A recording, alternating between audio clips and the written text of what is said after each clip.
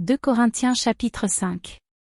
Nous savons, en effet, que, si cette tente où nous habitons sur la terre est détruite, nous avons dans le ciel un édifice qui est l'ouvrage de Dieu, une demeure éternelle qui n'a pas été faite de main d'homme. Aussi nous gémissons dans cette tente, désirant revêtir notre domicile céleste. Si du moins nous sommes trouvés vêtus et non pas nus. Car tandis que nous sommes dans cette tente, nous gémissons, accablés, parce que nous voulons, non pas nous dépouiller, mais nous revêtir, afin que ce qui est mortel soit englouti par la vie.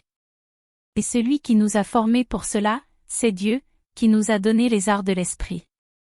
Nous sommes donc toujours pleins de confiance, et nous savons qu'en demeurant dans ce corps nous demeurons loin du Seigneur.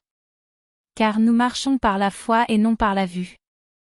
Nous sommes pleins de confiance, et nous aimons mieux quitter ce corps et demeurer auprès du Seigneur. C'est pour cela aussi que nous nous efforçons de lui être agréables, soit que nous demeurions dans ce corps, soit que nous le quittions. Car il nous faut tous comparaître devant le tribunal de Christ, afin que chacun reçoive selon le bien ou le mal qu'il aura fait, étant dans son corps.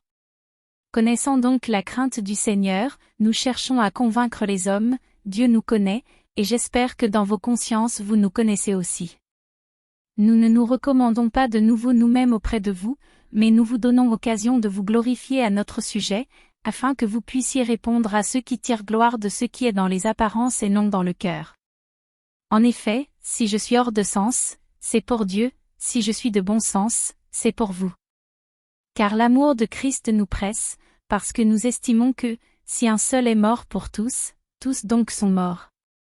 Et qu'il est mort pour tous, afin que ceux qui vivent ne vivent plus pour eux-mêmes, mais pour celui qui est mort et ressuscité pour eux. Ainsi, dès maintenant, nous ne connaissons personne selon la chair, et si nous avons connu Christ selon la chair, maintenant nous ne le connaissons plus de cette manière. Si quelqu'un est en Christ, il est une nouvelle créature.